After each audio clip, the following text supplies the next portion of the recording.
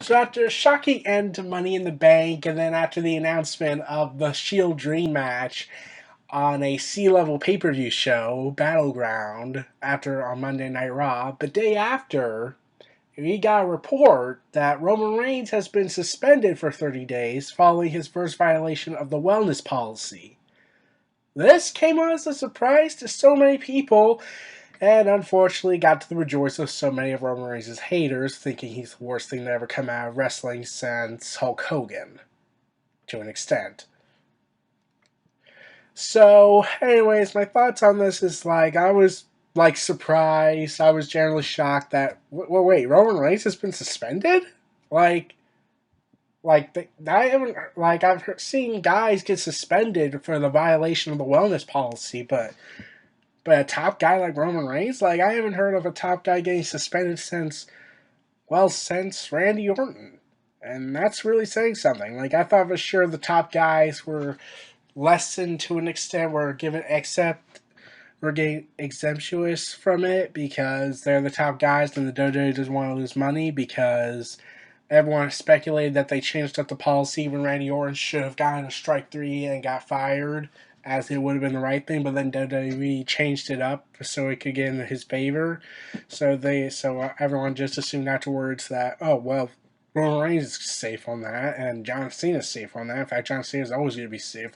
This is the same company that reportedly asked Cena, "Hey, Cena, take time off." Cena says no, and WWE just says, "Okay."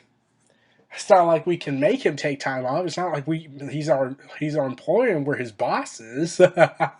That's stupid.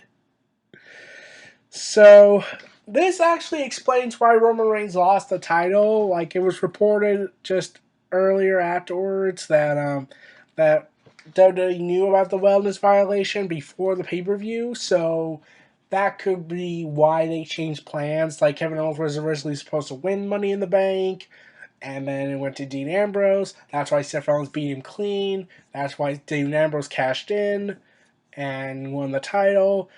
But I'm trying to wonder, why did they let him compete the next night if they were planning to get rid of him for 30 days? Couldn't they have just suspended him right after the pay-per-view? And especially giving away this big pay-per-view on a C-level pay-per-view, this big dream match for so many people, featuring Roman Reigns versus Seth Rollins versus Dean Ambrose for the world title, which I still believe is the successor to Chris Benoit versus Shawn Michaels versus Triple H. If they don't succeed, if they don't live up to that kind of hype, then all hope is lost. So the pay-per-view is coming on July 24th, and Roman Reigns' suspension will end on July 21st, which is just 3 days before the event. So Reigns could still be part of the show. And here's what I would have done if I was in charge of everything and Reigns was supposed to be suspended.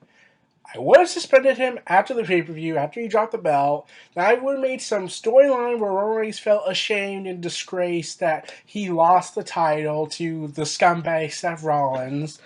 And then afterwards, he carries out his suspension. We do the draft, therefore, blah, blah, blah, blah. And then we finally go ahead and do Battleground between Dean Ambrose versus Seth Rollins. And then, right at the end of it, Roman Reigns comes out right before the match even gets a chance to finish up, with either Dean Ambrose or Seth Rollins winning, and Roman Reigns spears both of them, ending in no contest. That would have cemented Roman Reigns' heel turn, and that would have set up the Shield triple threat match at SummerSlam. And I still will say it should have been saved for WrestleMania, like the Shield versus Wyatt family the first time around. But no, WWE clearly knows better than us fans, even though business-wise it would have made more money if it was given away at WrestleMania. So, and Roman Reigns posted on Twitter saying this: "I apologize to my family, friends, and fans for my mistake in violating the WWE's wellness policy. No excuses, I own it." And people have been making jokes all around on the internet regarding Roman Reigns' violation, saying, "Oh, he's not the guy; he's the suspended guy. It's not the good drugs. It's not the bad drugs. It's the drugs." And everyone's saying, "Oh, Roman Reigns is a druggie and whatnot." And I'm thinking, well, who's to say this was an accident? that Reigns took. Like, there's always a chance for an accident. Like, I'm not defending him violating the policy. Like, that is ultimately subjected to everybody, but I believe he learned his mistake. He needs to own it and prove people wrong that he can be a humble guy. I'm like, yeah, his interviews with the past interview from last year didn't really help his reputation much, but like, yeah, and it could have been a mistake. There could have been like something wrong, and they found traces of something, even though Roman Reigns did not take it, even though he did not knowingly take it. Maybe they gave him some. Maybe a doctor gave him something, and Roman Reigns had to take it because it was a doctor's orders, and Dode has it unknowingly had it on the list of what is not right. And Roman Reigns got the brunt of it. Like Adam Rose had a doctor's note and shown he did nothing wrong, and then afterwards, we all know what happened to Adam Rose, which we will not get into. So I'm curious to know that where does this go? Where is Roman Reigns' push going to go? Is it done? Is it finished? Is he going to get pushed again? There's a chance he might still get pushed because Randy Orton still got pushed, and look at Randy Orton still to this day. So there's a chance they could do that, but I think people now realize they could take this wellness policy more seriously now since they just suspended one of their top guys, and well, and there is another problem. Like, who's going to take Reigns seriously as a face? Like, there was a little bit of seriousness beforehand, but lately he started acting more like a heel at Money in the Bank, and then on Monday Night Raw when he called out all the people who chanted "You can't wrestle" and told them to sip your beer and shut your mouths. And now there's violation, so people on the internet is not gonna really respond kindly to him, and I'm thinking, oh my god, like, you cannot like Roman Reigns, okay? But stop treating like he's the worst thing to ever happen in wrestling, or the worst thing to happen in the world since Adolf Hitler. And yes, I'm still making that comparison because everyone's comparing him like he's a psychopathic madman. So, yeah. But like I said, I told you how I would have booked everything and not have featured him on Raw, just suspended him afterwards. And it did look like he. And so I'm wondering if they're going to turn him heel after this. Like, we don't know. But I hope to find out in the weeks to come. And we're going to see 4 weeks of Raw and SmackDown without Roman Reigns. And he's probably going to miss the draft. Like, it was reported that, oh, the original plan was for Roman Reigns to be the face of Raw and Cena be the face of SmackDown, which means double the burials. If someone can make that claim on Reigns, since Reigns does not have that say that John Cena does.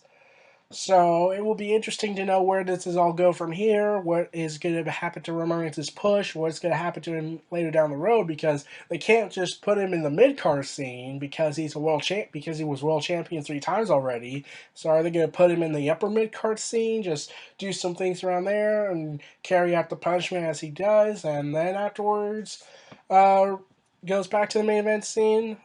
Who knows? I'm like, Shawn Michaels made that mistake when, like, they traced anabolic steroids on Shawn Michaels, and Shawn Michaels swears up and down to this very day that, oh, I did not take the anabolic steroids. I didn't know I had any anabolic steroids in me. I'm just this big guy eating pancakes that Shawn Michaels explained in his documentary back in, like, 2007, was it? So Shawn Michaels still says to this day that I did not take drugs. As God is my witness, I did not take those drugs. And yet they found traces of it. So it could have happened to Roman Reigns where they found traces of something and Roman Reigns did not know. Or it could have been a doctor's notice and Roman Reigns did not know it was in the wellness policy because WWE likes to change things on the fly. So it wouldn't surprise me. But or maybe, you know what, maybe Reigns did knowingly took drugs and whatnot. It could happen. I'm just like saying, instead of just automatically say he's guilty, therefore punish him. And let's just we can assume these 3 routes and just go from here until more word gets out. So those are my thoughts on Roman Reigns' suspension. This was Neither Reality Entertainment. Feel free to like, comment, subscribe, and donate. Stay tuned for more.